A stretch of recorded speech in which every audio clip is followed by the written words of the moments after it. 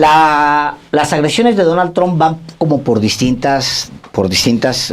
por distintos carriles.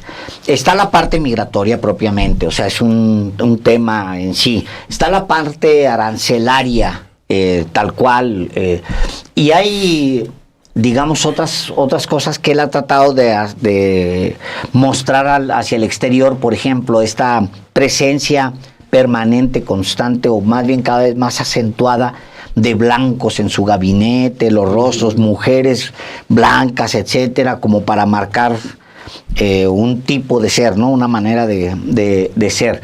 Ahora, todo eso, pues que haga lo que él se le pegue la gana. El tema es si en algún punto estamos siendo víctimas de una agresión directa de Donald Trump contra México. ¿Tú qué piensas, señor Hernández? Yo creo que sí. Empezaste diciendo que si le iba a cargar la mano a México, específicamente. Yo creo que se la está cargando ya desde el inicio, es más, desde la campaña, es más, desde su primer mandato. Fíjense que bueno, ustedes saben, hay un mecanismo del humor que se llama transposición, que es un mecanismo del humor muy eficaz, que consiste en poner un elemento con ciertas características en un contexto con características totalmente distintas, ¿no? Entonces, por ejemplo, en literatura, poner, por ejemplo, un personaje de un género en un contexto de otro género distinto. Pues es muy eficaz humorísticamente, por ejemplo, meter a un personaje fársico en un contexto épico. Un poco como el Quijote, ¿no? Sería esa la idea del Quijote. Y con Trump sucede exactamente eso. O sea, es un personaje totalmente fársico, es ya el ridículo absoluto, ¿no? Un payaso. Con armas atómicas. Con armas atómicas. O sea, un payaso en una posición que es la presidencia de los Estados Unidos, lo cual lo hace, ya no lo hace chistoso, sí. Ya lo hace muy peligroso. ¿Y cuál es el objetivo de Trump? En específico, por lo que mencionas, con su relación con México, y cuál es su objetivo en su gobierno de Estados Unidos, ¿no? Yo creo que en el gobierno de Estados Unidos a estas alturas ya más bien su objetivo es sobrevivir. O sea, si en algún momento él coqueteó con la idea de una segunda reelección, yo creo que ya a estas alturas ya no va por ahí, todo le ha salido mal, y la lista de Epstein lo tiene bastante descolocado. Y su política de extorsión, llamada eufemísticamente de aranceles, ¿no? Pues ya es una vacilada, porque la usa para negociar, pero pues ya a estas alturas ya nadie se la cree, ¿no? Y en ese sentido, como tú mencionas, ¿no? Dos elementos. La política de arancelaria, que yo digo, de extorsiones, y la migratoria. Pero aparte ha estado haciendo un juego muy, muy perverso con México. Por un lado, él siempre se ha dirigido a Claudia Sheinbaum de una manera bastante elogiosa, ¿no? Pero por otro lado, no sabemos si él los envía o lo hace en motu propio o qué pasa, pero varios personalidades pues, de su gobierno en francas provocaciones, si no es que de plano ataques, ¿no? Al gobierno mexicano y a la misma Claudia Sheinbaum. Lo hizo esta señora Kristi Noem, ¿no? Delante del Donald Trump, y él lo cual avala el propio Trump. Claro. Y bueno, hasta llegar ahora que obviamente no es el gobierno de Estados Unidos, pero estas declaraciones del abogado, yo lo enmarcaría dentro de esto, porque proviene finalmente del entorno de los Estados Unidos, aunque no sea directamente del gobierno. Entonces hay un juego perverso ahí, un poco con la idea que maneja mucho Trump, que es especialista en provocar problemas para después ser el que los soluciona, ¿no? Recuerdo yo una conversación, cuando él habló de la conversación que tuvo con Claudia Sheinbaum, alguna de las pláticas que tuvo telefónicas, él dijo: hablé con la presidenta, una extraordinaria mujer y tal, le estoy ayudando en un problema que tiene ahí de aranceles. Como si él no fuera el responsable de eso, ¿no? Lo cual es absurdo. Y ya el colmo, bueno, no el colmo pues, pero un paso más es esta carta que envía el pasado fin de semana cuando anuncia es su nueva amenaza de aranceles, dice algo así como México no ha podido detener a los narcos, que son personas, usa un adjetivo así muy, personas indeseables, o las personas más indeseables que puede haber. Bueno, si indeseables hablamos, está su gran amigo Netanyahu, ¿no? Que ya está Él es él es, bueno, la entrada a él. Y hasta Netanyahu lo propone como candidato al premio Nobel de la Paz. Que bueno, no sería nada extraño si vemos que gente como Kissinger, que también era especialista en provocar problemas para después solucionarlos, tanto así que el premio Nobel de la Paz se lo dan por el haber promovido la paz o el cese de la guerra de Vietnam, ¿no? Lo cual ya es absurdo. Entonces, todas estas cosas yo creo que sí muestran a alguien con un abierto enfrentamiento contra nuestro país, a mí me parece muy claro que está coqueteando con la idea de una posibilidad de intervención para volver a tomar control de lo que es, pues, el gobierno de México. O sea, Donald Trump, este personaje que vive en un contexto distinto al que él realmente representa, es un cowboy en el lejano oeste, cuando el lejano oeste ya no existe. Y entonces trata de volver con esta idea de volver a Estados Unidos grande otra vez, volver a un pasado que ya no va a regresar, en donde los gobiernos mexicanos pues eran abiertamente serviles a Estados Unidos. Supongo que esa es la intención, supongo que esa es toda esta serie de provocaciones y de ataques ya abiertos, pues precisamente para eso, para provocar una reacción del gobierno mexicano que le permita hacerlo concreto, ¿no? El endurecimiento, que es lo que yo advierto en Donald Trump en las semanas recientes, y que realmente no es tampoco una novedad. Como tú bien lo dices, lo hizo en la campaña, lo hizo desde el arranque de su gobierno, lo hizo desde su primer periodo como presidente de Estados Unidos. Pero hay un endurecimiento y un cumplimiento de las amenazas. El cumplimiento de las amenazas, que tienen también un propósito efectivamente de tener un mayor intervencionismo, injerencismo en México, se han ido cumpliendo. Por ejemplo, en lo que yo he advertido muchas veces, porque es que quieren inclusive intervenir militarmente en nuestro país. Y cuando dijo que habría la posibilidad de declarar a organizaciones terroristas a los cárteles de México, se ha venido cumpliendo de manera puntual, a pesar de que México ha, por ejemplo, entregado a 29 criminales a Estados Unidos en una idea de decir hay una cooperación, y quien está liberando a los narcotraficantes ha sido el Poder Judicial, reconocido también por Estados Unidos.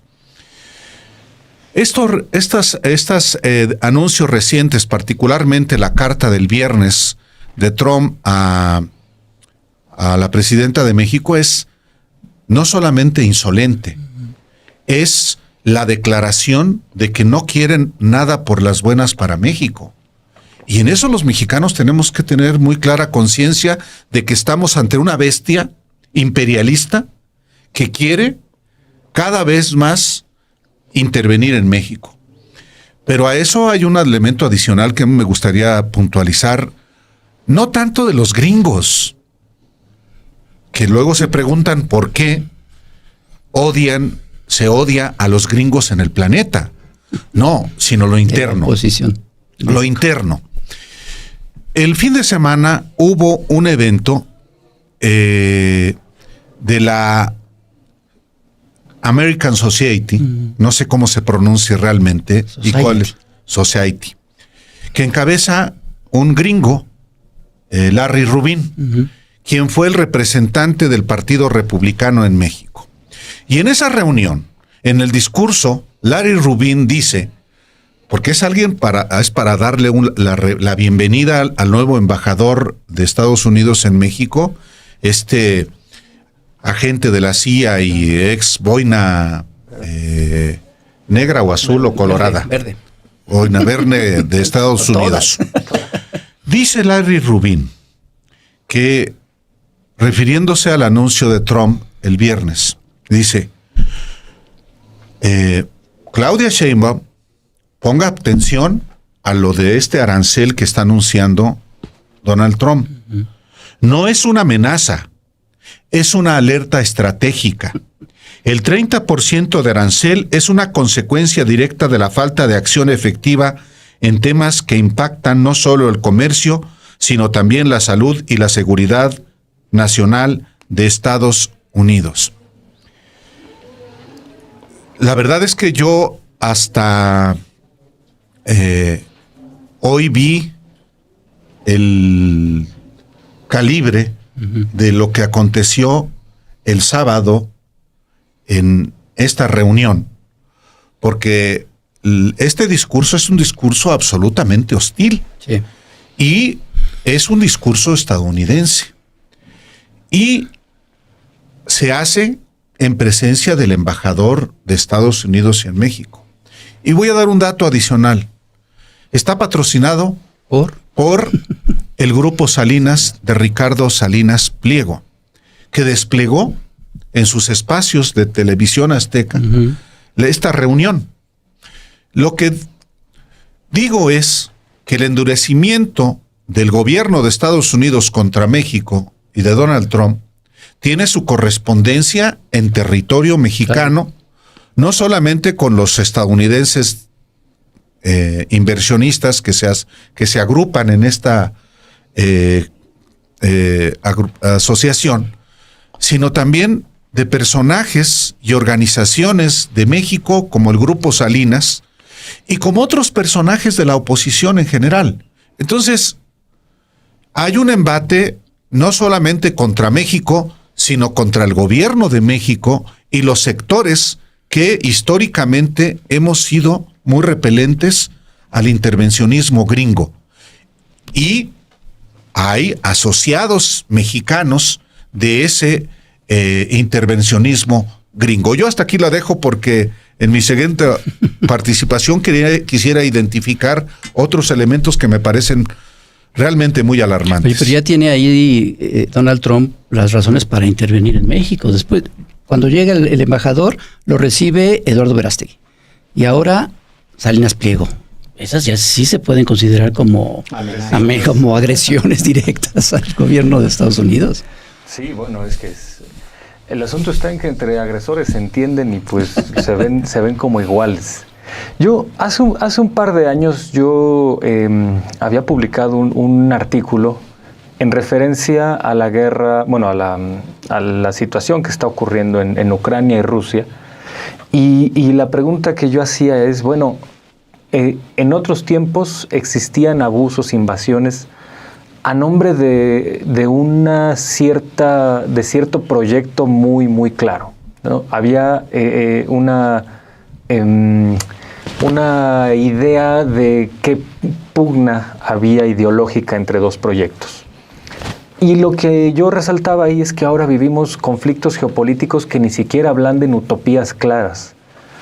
Y entonces estamos más bien ante el empleo de técnicas que ya se han visto en otras épocas, pero sin un proyecto claro. Cuando hoy el siglo XXI demanda que el proyecto global sea, bueno, vamos a rescatar lo que resta del planeta porque se está acabando, y esa tendría que ser una utopía, bueno, ya no una utopía, una exigencia alarmante global. No, seguimos de sobrevivencia para todos, seguimos pensando en de qué modo vamos a ser protagónicos en una geopolítica que ya tiene aliados tan endebles, donde en un día Trump coquetea con un personaje como Putin porque coinciden en la parte esta de estar en contra de la política woke o algo así, y al día siguiente también lo amenaza con aranceles del 100% si no detiene el conflicto en Ucrania. Y en este pandemonium donde no hay una utopía clara, aparece Donald Trump con un enemigo central, que es el caso de México. Y a mí me parece que la política de Trump es destructiva para todos, incluso para sí mismo, incluso para los Estados Unidos. No se puede hablar ya, como sí se pudo decir en otra época, que esta política injerencista, esta política imperialista, esta política abusiva, sobre todo en las regiones donde Estados Unidos tenía la llamada órbita de influencia, que era América Latina fundamentalmente, había algún efecto importante en la política interna de Estados Unidos porque permitía el dispendio y el derroche que siempre caracterizó al modo de vida de mucha gente en Estados Unidos, y cierto crecimiento económico y una preeminencia como país exportador y controlador de rutas comerciales. Hoy eso ya no existe.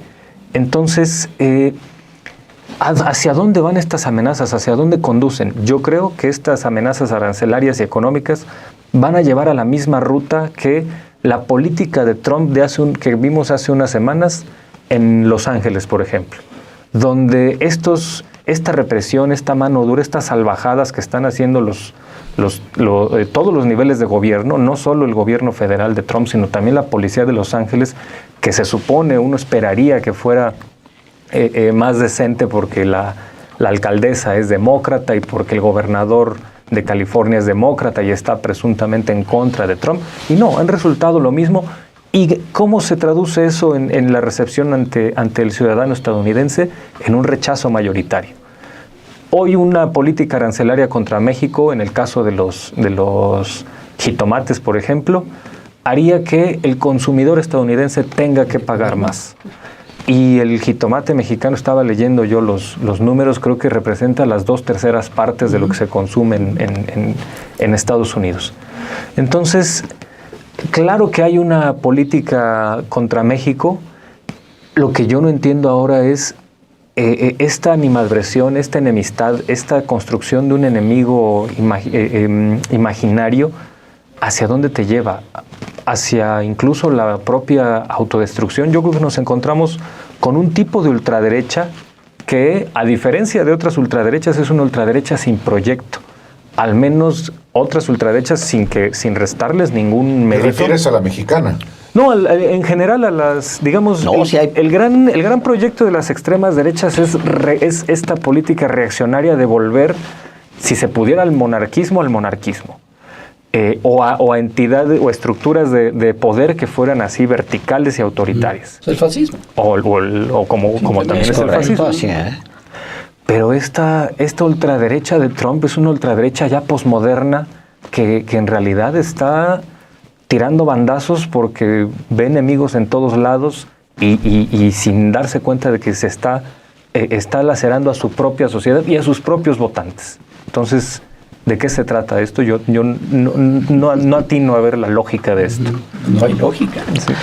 Yo creo que sí hay una lógica. O sea, cuando el Make America Great Again se lanza, hay una... imagínense ustedes a un afrodescendiente, ¿no? O sea, a un negro. Hagamos a Estados Unidos grande otra vez, como cuando eran esclavos, con el Ku Klux Klan. O sea, sí hay esa... Claro, ¿a dónde te...? No, a 1960, 1970. O sea, es que hay una hegemonía blanca ahí en Estados Unidos a la que ellos quieren regresar. Ese es el proyecto, Alejandro, en realidad. Pero a ver, me regreso porque el planteamiento de la mesa es muy claro en ese sentido. ¿Hay una mano específica cargándole contra México, sí o no?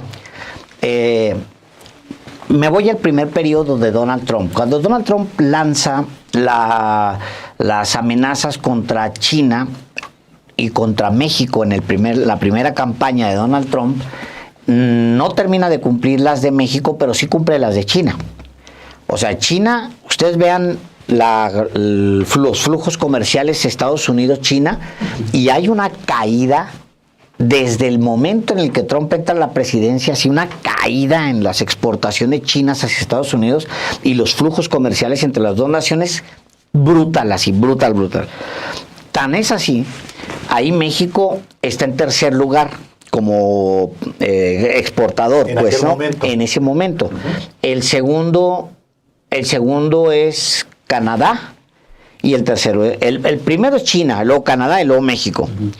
México aprovecha ese momento y hace un switch inmediato y ¡pum! Se brinca y se convierte con López Obrador en el primer exportador del mundo a la más grande potencia del planeta. Así. O sea, México se evoluciona hacia ese nivel. El socio comercial. Pero el socio comercial número 1. Bueno, pero el tema es China. Cuando termina el gobierno de Trump, Biden no corrige los aranceles a China, ni las medidas tomadas por Trump a China. O sea, pues sí, en el discurso se plantea como antagónico, pero en los hechos los demócratas mantienen la posición con respecto a China después de que Trump sale por la puerta de atrás, con un castigo tremendo en las portadas por el asunto de la toma del Capitolio, etcétera. Sale por la puerta de atrás Trump, pero los demócratas no corrigen las políticas de Trump, no las corrigen, tanto que se acentúa todavía más. La caída de las exportaciones chinas a Estados Unidos se acentúan todavía más. Me regreso al planteamiento. Yo creo que hay más bien una xenofobia y fobias, como son los gobiernos fascistas, contra todo lo que no sean ellos. Y resulta que ahorita voltean a ver hacia México y México es el número 1. O sea, México es el número 1 para ellos. O sea, hay una codependencia. Dependen de mano de obra, dependen de la mano de obra barata para empezar, pero también de la mano de obra calificada que está en México. Dependen de los productos mexicanos, dependen del campo mexicano, del campesino mexicano. Dependen, o sea, la dependencia de Estados Unidos a México está tremenda. Vemos mucho la nuestra, pues sí, está canijo también, o sea, dependemos mucho de los gringos, pero la dependencia de los gringos con nosotros es en todos los aspectos, en todos. Al ritmo que llevan de arrestos y demás, va a ser un genocidio, lo que si lo mantienen a este ritmo los próximos 100 años, consolidarían un genocidio contra mexicanos indocumentados allá. Que digo, pues bueno, si están matando a 10 personas por mes, pues bueno, que sean 100 personas, van a ser en 10 años, no sé, 10,000 o lo que sea. O sea, lo que quiero decir es, necesitas un gran esfuerzo para echar a tanto mexicano que está allá, hombre. No, es imposible lo que está pasando. La están pasando muy mal los compas de aquel lado, muy mal. Muy mal, eso es tremendo. Yo creo que hay más posibilidades de que la gente entienda el mensaje y se regrese a que ellos logren expulsarlos. O sea, es más canijo. Yo creo esto y concluyo con mi primera intervención así. Yo creo que hay es xenofobia. Ellos tienen un proyecto de blancos que se contrapone incluso a los asiáticos que son estadounidenses, pero que bien tienen ascendencia asiática, que se opone en contra de los afrodescendientes, también es contra ellos, sí, también es contra ellos, pero es sobre todo contra los mexicanos, porque el mexicano, bajita la mano, ya tomó gran parte del sur de Estados Unidos, donde se habla mayoritariamente español. Tú párate en una ciudad del sur de Estados Unidos y es español. Tú puedes sobrevivir. No solo el sur. No, es Chicago. No, es todo, pero el sur, tú lo ves, sí. Y es una retoma de territorio. Sí. Es lo cual se dio de manera muy pacífica, muy tranquila. Entonces, yo creo que sí hay contra México, pero pues sí es xenofobia, se llama xenofobia. Voy a decir una obviedad. Yo creo que si hay la percepción de que es contra México, principalmente, pues es por 3,000 kilómetros de razones, ¿no? O sea, porque carajo. Sí. Ahí hay una frontera, somos vecinos, eso no va a cambiar jamás. Pero hay varios elementos más. Obviamente hay un elemento de racismo, de xenofobia, como bien dices, que no sucede con Canadá, obviamente, ¿no? Porque, bueno, ahí comparten culturas, ¿no? Cosa que no sucede con el país, su vecino del sur. Ahora, al compartir 3,000 kilómetros de frontera y al haber estos antecedentes de la el robo de territorio a México, pues siempre ha estado latente ese impulso y ese deseo de invadir México, ¿no? Pero es un deseo que no es compartido por toda la derecha norteamericana, que es toda, pues, o sea, difícilmente encuentras izquierda en los gobiernos estadounidenses. Lo vimos, se ve desde el siglo XIX, en donde tú podías leer editoriales en grandes periódicos, los más reaccionarios, en donde despreciaban a México, ¿no? Hablaban de ese país sureño salvaje, ¿no? Lleno de lodazales. ¿A quién le va a interesar apropiarse de ese territorio? No lo queremos. O sea, los mismos sectores más radicales de la derecha en Estados Unidos del siglo XIX no les interesa apropiarse de este país. Pero hay otro sector que sí le interesa. Y yo no dudo que en estos momentos, y además frente a la decadencia de un imperio que siempre ha querido colonizar, que siempre ha querido apropiar no solo de territorios, sino principalmente de las riquezas de esos territorios. Sí. Los territorios no les importan. Yo no dudo que pues haya esos impulsos en un sector considerable de esta derecha que gobierna Estados Unidos. Ahora se enfrentan a un problema, que es que el gobierno mexicano actual es totalmente distinto a los gobiernos anteriores.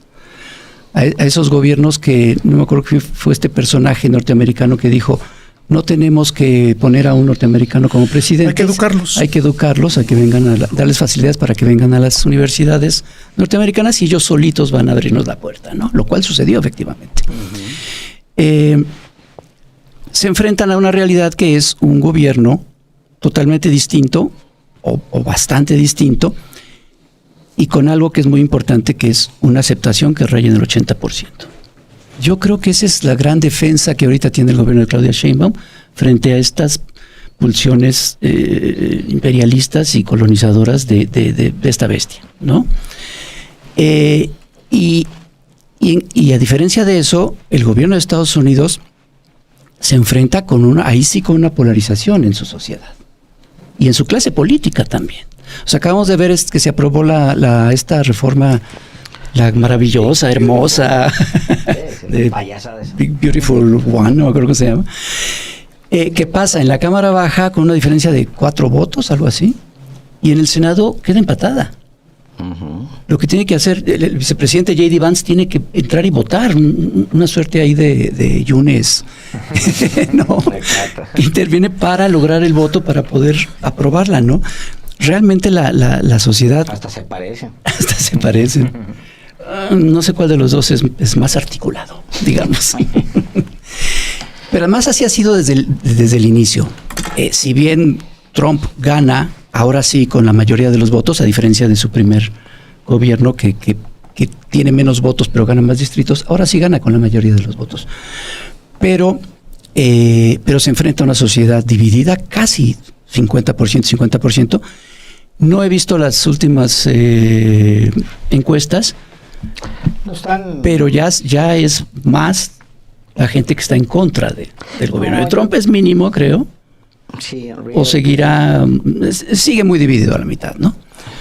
Pero eso, pues obviamente que no le permite o se limita pues su campo de acción. Y efectivamente, como dice Álvaro, existe en México toda una clase política que ha sido la misma de siempre, desde el siglo XIX, que ve que le abre las puertas y los brazos al intervencionismo estadounidense, muy gustoso. Ellos creen, en un cálculo, yo desde mi punto de vista bastante equivocado, que si le va mal al gobierno de Claudia Sheinbaum, ellos van a ser los beneficiarios. Yo no sé por qué el PAN y lo que queda del PRI pueden pensar que ellos pueden verse beneficiados con un escenario así, cuando a mí me parece que es clara la elección de países como el mismo Estados Unidos, o como Argentina, o como Brasil, en donde, hablando por ejemplo específicamente de Argentina, en donde los gobiernos tanto de izquierda como de derecha resultaron ser un fracaso, con casos de corrupción terribles, que hacen que los votantes decidieran ya no creerle a estos políticos. O sea, políticos tanto de izquierda como de derecha, absolutamente desprestigiados en Argentina, le abren la puerta a un personaje como Milei, ¿no? Y lo mismo pasa en Estados Unidos. O sea, después del gobierno de Joe Biden y del fracaso estrepitoso de los demócratas, pues ya la gente no cree ni en demócratas ni en republicanos. Y por eso puede llegar estos que se llaman a sí mismos outsiders y llegar a la presidencia como sucedió en estos países. Eso yo lo veo muy lejano en México. Entre otras cosas, o básicamente porque, desde mi punto de vista, una de las cosas que logró el gobierno de López Obrador fue dignificar el oficio de la política en una serie de políticos. Desgraciadamente no en la mayoría, pero sí hay una serie de políticos que han dignificado su oficio, entre ellos, creo yo, la misma presidenta Sheinbaum. Por eso la aceptación de cerca del 80%. Hay una muy grande mayoría en México que todavía cree en ese tipo de políticos, como López Obrador, como Claudia Sheinbaum y como algunos otros. Y entonces no están dispuestos a permitir que un loco como Salinas Pliego o Verástegui lleguen a la presidencia. Eso no va a suceder en el corto plazo. Si llegara a haber un desencanto, si Ovidio declarara cosas terribles contra López Obrador y se pudieran probar, los beneficiados no van a ser ni el PRI ni el PAN. Van a ser precisamente personajes como Salinas Pliego, lo cual sí es terrible, pero yo evidentemente que no veo eso en un escenario cercano. Y sin embargo, es muy importante ponerles el foco a esos personajes, a esos intereses, porque son intereses que son capaces de acomodarse inclusive hasta una invasión, claro, a una agresión externa. Sí, sí. Y hoy está latente eso. Oye, exageras. Alguien me ha dicho, no exagero. Los pasos que ha venido dando Donald Trump en particular y sus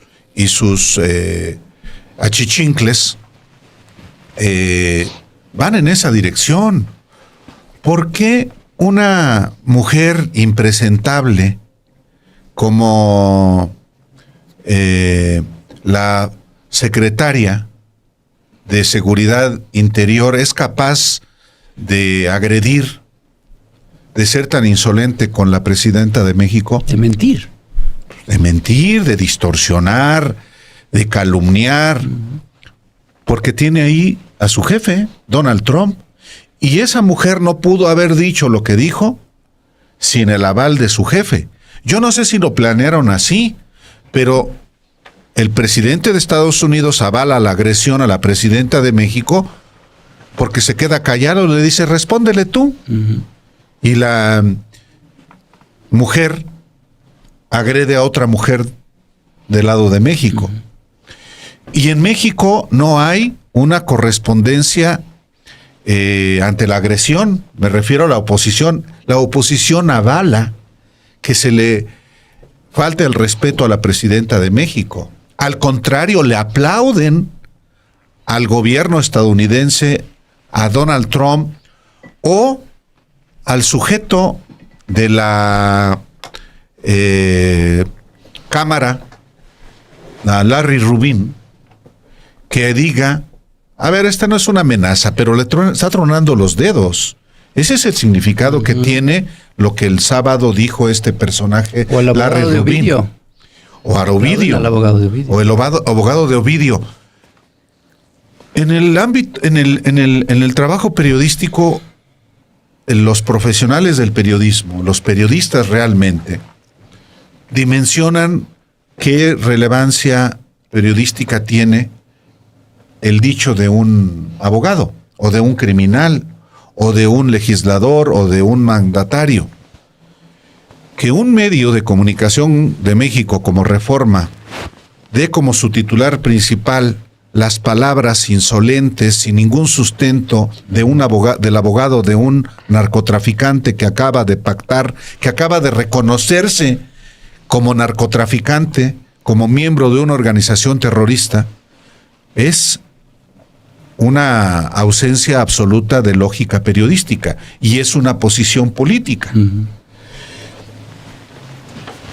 Cuando digo que en México tienen sus representantes también los estadounidenses que son capaces mexicanos de someterse a los estadounidenses en vez de respaldar a una presidenta que se defiende ante la agresión, me refiero a personajes como el propio Larry Rubin, que él defiende los intereses de Estados Unidos y se entiende, pero es el asesor general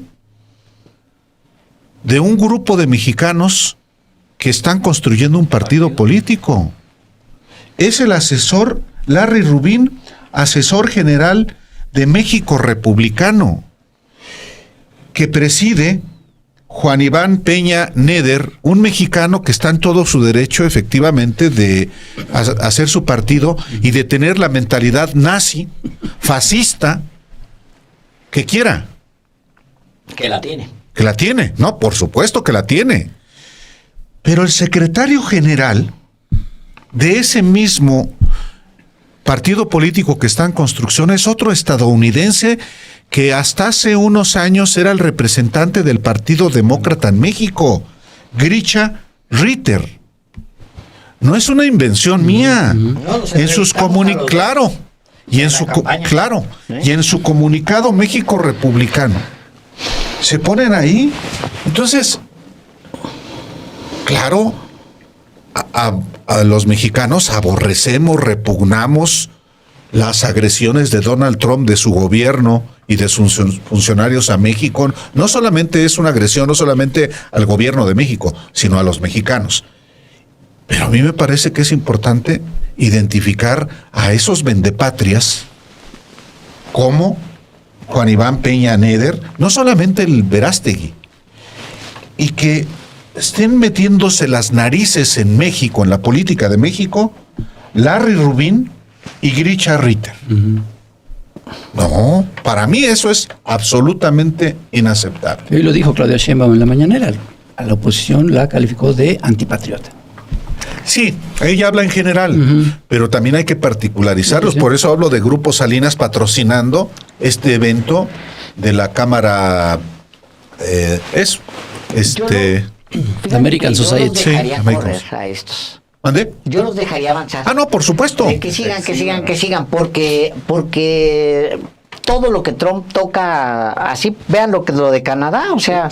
Justo lo que iba a decir. Sí, vean lo de Canadá, o sea, es lo último que le falta a la oposición mexicana, ya, para terminar en el desprestigio total, al menos esta oposición mexicana. Yo no recuerdo, perdón, Alejandro, yo no recuerdo una oposición como esta, Álvaro. No hay en la historia de México, al menos de las últimas décadas, una oposición así. O sea, porque esta oposición estaba en el poder. Hijo, mano. Sí, eso es... Sí, pero fíjate, si el escudo del gobierno de México es el 80% de aceptación, si siguen en esas lógicas, va a crecer esa aceptación. Es evidente. No, claro. Sí. Y ve Canadá. Pues sí. Bueno, casi donde me ha metido la mano, perdón. No, está bien. Y yo iba a articular una parte de esta interpretación. ¿Ya ves que sí fue más radical? Sí, ¿no? Y así tiene que ser. Pero yo lo pondría así. Estos que hoy están en esta oposición inoperante también estuvieron en el poder y de manera inoperante. Uno de los grandes daños que dejó el calderonismo, entre los muchos que legó, es una especie de idea de que el presunto combate al narcotráfico, que en su momento se vendió como tal y hoy sabemos que fue una farsa sangrienta. Esta idea de, miren cómo estamos o deteniendo o abatiendo a los criminales, ¿no? Así como que hay una espectacularización de esto. Y si no haces eso, si no haces grandes montajes, si no haces grandes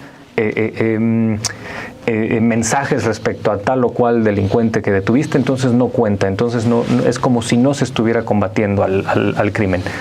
Hoy que hay otra estrategia, me parece que esto se dejó atrás y también esto influye en esta idea de, bueno, hay una gran esperanza en esta oposición arrinconada de que lo que ocurra con respecto a Trump contra Claudia Sheinbaum los va a capitalizar a ellos, como ya se dijo, y están absolutamente albergando sus esperanzas en lo que pueda decir un narcotraficante como Ovidio Guzmán, que el propio gobierno de López Obrador extraditó y atrapó.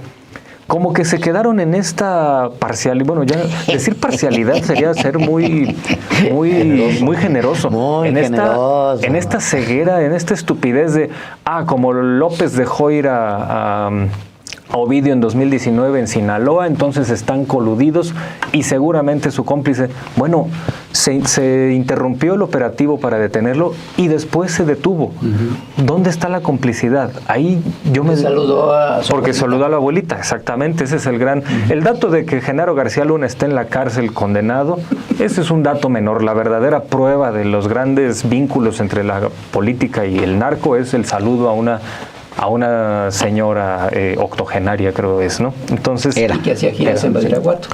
Y que iba... Lo de las giras a mí me sigue pareciendo una... Ahorita, ¿por qué va a una zona del país? O sea, ¿por qué viaja en México? No, exacto. Fíjate, no iban a los presidentes, no visitaban Badiraguato, y entonces todos los análisis del Cato Institute, de el Colegio de México, el Instituto Baker, del Instituto Baker, se genera un vacío. ¿Por qué no hay presencia del Estado mexicano en esas regiones? Pues se genera un vacío. ¿Por qué no se atreven a hacer presencia?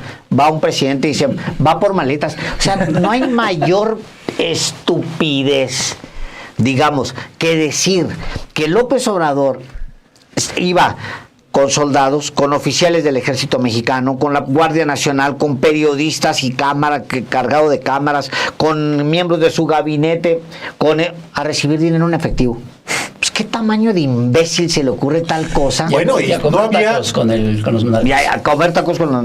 No, o sea, en la noche se salía... Había videos. ¿Cuántas veces se cantaron esos videos que había de López Obrador recibiendo maletas repletas de billetes? Hay por ahí una cuenta en X que como que lee el lenguaje corporal de la gente y con eso... de la mujer... no me acuerdo, tijereta. Tijerina. Tijerina. Bueno, Tijerona. Hay una como tijerinización. Es bartije, pero más bien es baratije. Baratije. Bueno, una baratijización de los análisis de la oposición. Por decir... A ver, ¿qué significa que López vaya a Sinaloa? Que está coludido con el narco. ¿Qué significa que vaya a Yucatán? Que está comprando a la oposición.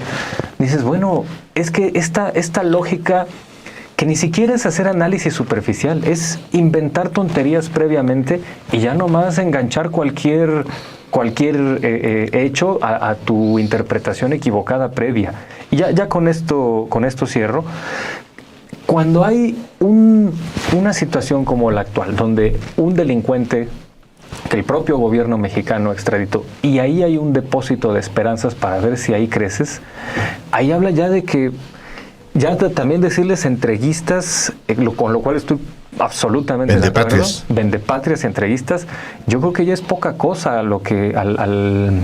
los adjetivos que merecen, porque ya es algo que ni siquiera han dimensionado, que así como Trump no dimensiona que las cosas que hace le dañan incluso a su propio entorno, esta gente no se ha dado cuenta que también se daña a sí misma. Ya ni vendepatrias, porque no las van a vender, las están regalando. Regalando, sí, y es una cosa que ya también tenemos precedente cuando César de Castro, el abogado de García Luna, dijo que había una campaña del presidente, dijo así, no creo, del presidente López Obrador contra Vicente Fox.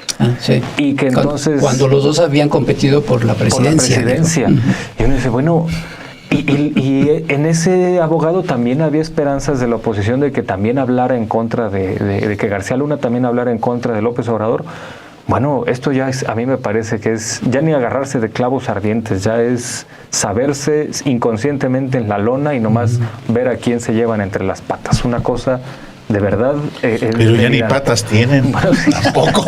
Estaba tratando de acordarme el nombre de que durante muchos años entrevistamos para temas de crimen organizado. Él debe tener una de las bibliografías más importantes de la UNAM, de Sinaloa, por cierto.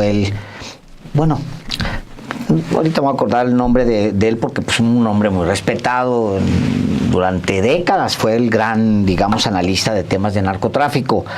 Tengo aquí su rostro, es de allá de Sinaloa. Bueno, lo entrevistan hace unos meses en Latinos y habla sobre cómo López Obrador va por maletas a Sinaloa. No, allá se sabe, en Sinaloa se sabe que López Obrador va por maletas y de eso vive ahorita. Y yo dije, cómo soy yo imbécil, de verdad, que le he creído a este individuo durante décadas y décadas y décadas como un analista serio, de los más serios, un académico de la UNAM, tiene hasta una de las, ahorita me voy a acordar cómo se llama, Astorga, Luis Astorga, ¿no? Luis Astorga, ¿no? Luis, si es Luis, si es Astorga. Pues sí, hay un Luis Astorga. Sí, Luis Astorga. Luis Alejandro Astorga Almanza. De la guerra contra las drogas. Sí, Las drogas. él debe ser. Pues quién sabe por qué traigo a atravesar. Bueno, lo que quiero decir es que ya en la primera oportunidad, tú le acercas cualquier oportunidad y entonces echan al vacío todo lo que son, lo que han creído, su prestigio, lo apuestan al vacío y se gastan absolutamente todo por el odio. Porque es una oposición que está cargada. Pues Crespo. O sea, la onda Crespo es tremenda. Y yo diría, hay más de otros como Crespo. Sí. Son varios de hecho, allí junto con Crespo está el otro personaje muy Sergio Aguayo, digo. También Sergio Aguayo anda en las mismas, la verdad. Es que cuántos títulos, cuánta obra, no importa, cuántos galardones, cuántos reconocimientos hasta del fascismo español tienen los intelectuales mexicanos, pero no fueron capaz o no han sido capaz de hilvanar un miserable decálogo sobre lo que quieren. Son profetas del pasado. Los que quieren, exacto, quieren regresar. Lo que quieren es... Pero ni siquiera les atreven a decirlo de manera explícita. Que digan, queremos volver al modelo de Carlos Salinas, el capitalismo de cuates, el flujo de dineros. Aguilar también ya lo dijo. En un arranque no lo articulan. O sea, no, a eso me refiero. O sea, y menosprecio. Por eso yo digo, tantos títulos, maestros, doctores, tantos libros de una producción importante de Krause y de Aguilar Camín, tantos reconocimientos que esa del fascismo español para Krause, por ejemplo, o de la monarquía, tantos, yo diría también, tanta clase política del PAN, del PRI, tantos secretarios, gobernadores, diputados, senadores, que tienen un bagaje. Sí, pero se pudo. Para nada. Porque se ha impuesto el odio, efectivamente. Sí, no, y porque también hay detrás una carrera podrida. Mira, pongamos pensaba ahorita justamente en Diego Fernández de Ceballos. O sea, ve el personaje. ¿Qué puede decir un personaje como Diego Fernández de Ceballos que se hizo multimillonario litigando contra el Estado? O litigando desde posiciones del Estado. Posiciones de poder. Con sus jueces, ministros y magistrados. O sea, imagínate qué voz puede tener Diego Fernández de Ceballos. Pero ¿por qué pensaste en Diego Fernández de Ceballos? Porque él desde un principio, o sea, nunca fue una persona honorable, con un cierto prestigio. No, pero sí hay gente que los oye. No, sí reivindicó su honorabilidad cuando dijo, o sea, presentándose como sincero por un México sin mentiras. Es decir, sí hay la reivindicación de un panismo de la gente decente, la gente que en realidad era la bien nacida, que en realidad resultaron puros rufianes. Sí, puros ladrones. Pues sí, pero en el caso de Diego Fernández Ceballos, yo pienso que eso fue el lema de campaña. Sí, 94. Y la de Calderón fue manos limpias. Yo creo que sí, claro, también. En esta mesa sabemos perfectamente quién es Diego Fernández de Ceballos, pero mucha gente millones de personas no sabían. Tan es así que pudo haber ganado la presidencia en el pudo haber ganado 94. la presidencia, porque lo bajaron. pero digo, ¿No se los bajó? poderes de facto Va a cumplirse 30 años el 21 de agosto, 30 años de la elección del 94, cuando Diego Fernández de Ceballos efectivamente estuvo... Gana el debate. Claro, y estuvo en esa posibilidad y se escondió, huyó. A ver, me regreso y les pregunto, a ver, ya para cerrar, tenemos 7 minutos para argumentar. Yo creo que sí hay una cosa contra México, que de repente se le eleva la manita a México, le sube también porque el avance de México es muy canijo. Sí. O sea, México sí ha dado una sorpresa tremenda en los últimos muy pocos años. O sea, lo de México sí es una cosa, vean ustedes lo que está pasando adentro de Estados Unidos. Sí somos una... México va a contracorriente de las lógicas en el resto del mundo, que están mirando a la derecha ahorita, y a la ultraderecha. Claro. O sea, mientras aquel país tiene que brincar hacia la ultraderecha, este país está en el tema del estado de bienestar. Imagínate tú, allá están suspendiendo hasta las comidas, las ayudas a la gente con hambre. Y aquí en México estamos exactamente en el camino opuesto. Es muy canijo lo que está pasando en México, y México se puede convertir en un ejemplo global. O sea, lo es ahora, falta que se reconozca, pero puede ser, incluso en términos de hegemonía, un riesgo para Estados Unidos. Sí, porque además el gobierno de López Obrador sí sentó unas bases que ahora le podrían permitir al gobierno de Claudia Sheinbaum continuarlas y efectivamente ser un ejemplo, que ya lo es, como bien lo dices, ya lo es en varios países de Latinoamérica. Nosotros hemos platicado, estoy seguro que ustedes también, con varios personajes de la política en Latinoamérica, y todos sorprendidos por el caso de México, y todos envidiando la historia de México, porque algunos personajes en Argentina dicen, bueno, claro, es que nosotros no tuvimos una reforma como la de Juárez, como tuvieron ustedes, ni una revolución, y todas estas cosas.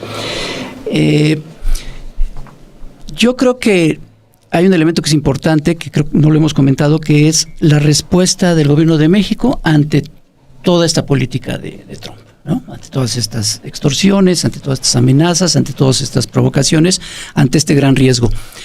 Y bueno, está la manera de responder de Claudia Sheinbaum y su famoso concepto de cabeza fría, que el otro día estaba acordándome que en una mañanera Marcelo Ebrard se le hizo bolas y en lugar de cabeza fría dijo sangre fría. Dijo, como la presidenta nos ha encomendado, vamos a actuar con sangre fría. Y ya Claudia después tuvo que decir, no, eso de sangre fría no me gusta mucho, yo prefiero cabeza fría. Efectivamente ha respondido con cabeza fría, porque básicamente no tiene mucho margen de maniobra. O sea, tenemos a Estados Unidos aquí encima, no podemos deshacernos de ellos, no podemos, el gobierno de Claudia Sheinbaum o ella misma no puede reaccionar ante todo esto como lo ha hecho Petro, por ejemplo, como lo ha hecho Lula da Silva. No pueden, ellos no tienen a Estados Unidos aquí al lado. Claro, eso sí hace una diferencia. Claro, se pueden dar esas, no son el socio comercial número uno, no llevan décadas con no tienen la población en Estados Unidos como México. Era para bien y para bien y para mal. Yo siempre dije, por ejemplo, que cuando la guerra de Calderón, la cantidad de mexicanos que cruzaron a Texas a esconderse allá, a guardarse de la guerra de Calderón, digo, el juarense y el chihuahuense brincó a Texas a buscar dónde quedarse con las familias y demás, y sirvió como una zona de una región de seguridad para muchos, para bien y para mal, esa es la verdad. O sea, también es un vecino de la mosca chiflada, pero al mismo tiempo tienes esto, y eso Claudia Sheinbaum lo tiene clarísimo. Sí, claro. Y bueno, está el Plan México, que se ha ido presentando cada que hay estas amenazas de parte de Estados Unidos, pues ella de alguna manera lo tiene ya contemplado con ciertos elementos del Plan México. Pero ya lo que es importante, yo creo que es el BRICS. Y ya hay este coqueteo de México, ya fue Juan Ramón de la Fuente a la reunión en Brasil, y esa es una de las cosas que tiene mal a Trump, porque el BRICS realmente es un elemento muy importante. El Producto Interno Bruto Mundial, en la participación del grupo del G7, en los últimos 10 años ha bajado de 32% a 29%, una cosa así. Y el BRICS está alrededor del 40% del Producto Interno Bruto Mundial. Entonces, por supuesto que es una amenaza fuerte para Estados Unidos. Por eso, y retomando lo que decía al principio, por eso Trump es un personaje que está en un contexto distinto al que él cree. Él se cree Superman, él se cree rey. Él se cree un personaje de Coppola cuando más bien es un personaje de Mike Myers, ¿no? Es así de ridículo, pues. Es muy ridículo. Exacto. Y entonces, realmente le preocupa esto, porque la gran amenaza para él, o más bien no ha entendido que ya no está en un país como estaba en los años 30. Él nace al año siguiente que termina la Segunda Guerra Mundial. 46. En 1946. Y él crece en un mundo totalmente distinto a este y no se ha dado cuenta o no quiere aceptarlo que ya no está en un mundo que fue bipolar en ese momento y que ahora es absolutamente distinto y es multipolar. Y esto en esta situación está en un proceso de decadencia del imperio estadounidense.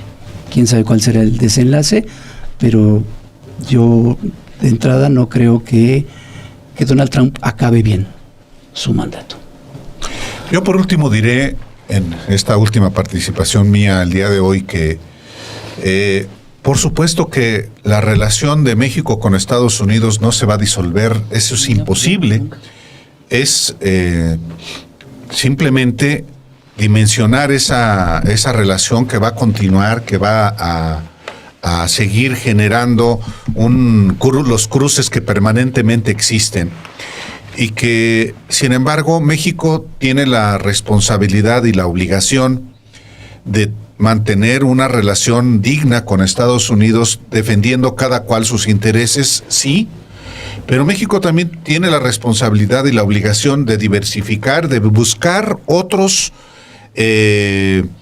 relaciones de carácter comercial y política con el mundo, volteando, creo yo, más hacia América Latina, en primer lugar, volteando naturalmente también a Europa en la relación con esos países de la Unión Europea y naturalmente visualizando y trabajando como también ha venido ocurriendo con Asia, a partir de los puertos que México tiene, de la posición geográfica tan importante que tiene, el propio tren transísmico tiene que ver con eso. Entonces, hay cosas que a veces pasan de una manera muy lenta, pero la transformación de México es hacia la diversificación. Y yo creo que eso está en el fondo de la preocupación de Trump y de Estados Unidos. Hay una parada muy próxima, muy importante, que es el próximo año la revisión del Tratado de Libre Comercio. Sin duda. Sí. Ahí vamos a ver hacia dónde. También creo que parte de la presión de Estados Unidos tiene que ver con eso, llegar con una posición de ventaja a la negociación. Sí, cerraría yo con esta parte. Creo que México, como han dicho ya varios especialistas, sí tiene que voltear hacia el BRICS, hacia otros socios comerciales, diversificar esa parte para que ese peso que invariablemente va a estar ahí, que es los Estados Unidos, pues se reduzca, se aminore o al menos se acote un poco, ya que no se puede uno librar de esa carga histórica y de que ese país tristemente sigue siendo una gran potencia en muchos aspectos y principalmente el militar.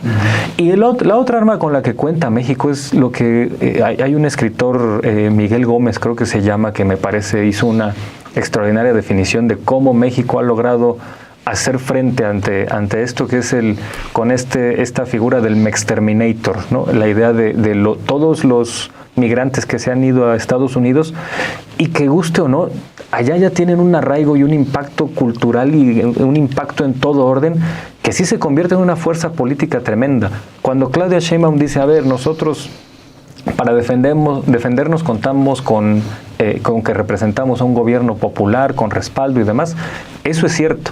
Y además en Estados Unidos ya los mexicanos que viven allá ya no son una minoría vulnerable, sino que ya son una estructura política que meterse con ella, como lo ha hecho Trump, sale raspado el gobierno de Trump, reduce su ventaja, reduce su aceptación, reduce sus posibilidades de repetir triunfo, de ganar elecciones. Entonces ya no es tan fácil lidiar ya no es tan fácil agarrar a México como enemigo, porque ya es una parte, exacto, ya no se puede agarrar a México como piñata, porque este Mexterminator, que es esa presencia cultural de los mexicanos en Estados Unidos, tiene ya una integración en la vida política de ese país de una manera apabullante. Tiene que fortalecerse eso, mucho. Mucho. No es tan poderoso como nosotros pensamos, porque ni siquiera tiene una presencia, digamos, en los congresos locales como debería tener, o en el Congreso Federal. Tiene que fortalecerse, y los mexicanos allá tienen que hacer un gran esfuerzo por participar en política y unirse y participar en todo, absolutamente, porque tienen ese derecho, y unirse entre ellos. Tienen que hacerlo por supervivencia. ¿Sí? Pues gracias a todos. Pues de esta manera llegamos al final de Radicales, hoy con un invitado, Pepe Hernández, José Hernández, Monero Hernández, y pues comparta este programa. José Monero. Hasta la próxima. Le dice de 3 nombres distintos. Pues le digo Pepe, José, Pepe, Monero Hernández, pues... Por eso estoy confundido yo, pues yo decía... No, Pues, yo también. gracias a todos. Hasta pronto.